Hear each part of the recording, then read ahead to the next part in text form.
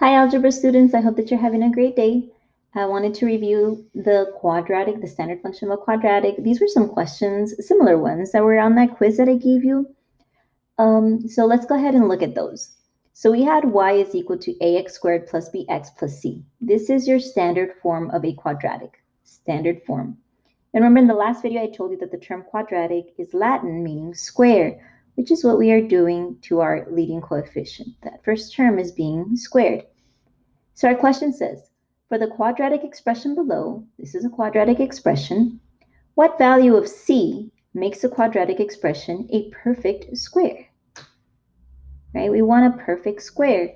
So when I look at this, I can see that my a is equal to 1. My b term is equal to, look at it, 6. And my c term is what I am missing it. So I found this awesome app right here, BrainCamp, and we're going to go ahead and model this equation right here. I mean, this expression. It's an expression. X squared plus 6x plus blank. So I need an x squared.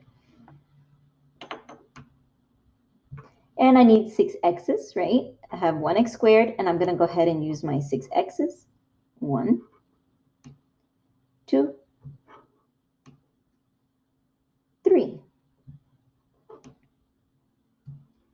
And I have 3 more, but since I want a perfect square, I'm going to go ahead and move them to the other side. So now I have 1, 2, and 3. But still I have 6 x's, right? I'm just trying to make a perfect square. I have an x squared, I have 1, 2, 3, 4, 5, 6 x's, and I'm missing these values right here. So I can go ahead and start bringing them down, 2, 3, and then I need another one here, and then 2, 3, and then another one here. So what is my c term? What's my constant?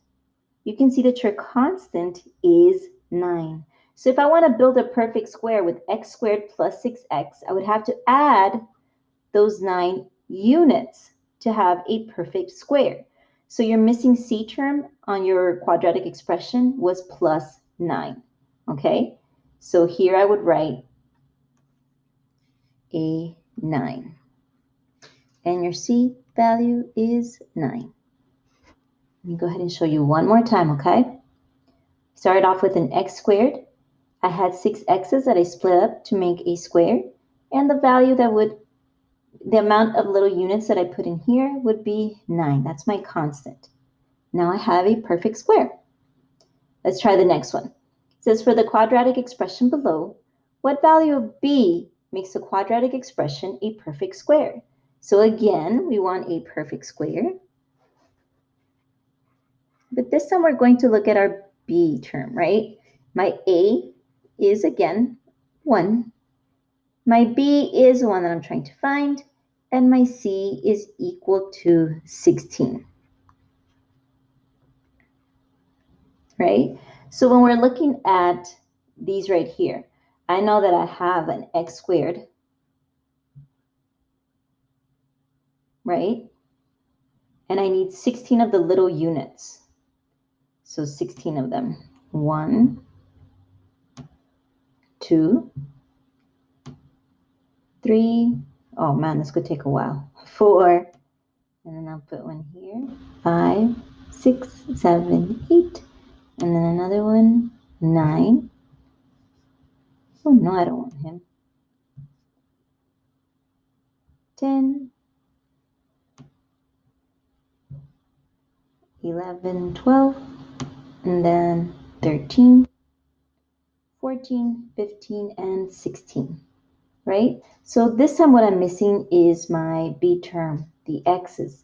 Let's see how many x's I would need in order to have a perfect square. So far I have 1, 2, 3, 4. Oh, now I just need these guys on that side. Excuse me. I need 4 on there. 1, 2, 3, and 4. Do you see that? How many x's did I need to have a perfect square? I needed 8, right? So now I have x squared plus 8x's, 1, 2, 3, 4, 5, 6, 7, 8, plus 16, and I have a perfect square. Okay, so in order for the quadratic expression to be a perfect square, my b would have to be 8. Okay, so I'll go ahead and write that there. So it would look like x squared plus 8x plus 16.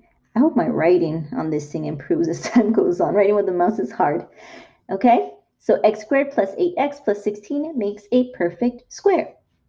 I hope that you all can visualize that. Okay, and we will continue working with this. I'll be back to give you more videos to help support some of our work. Have a great day. Bye-bye.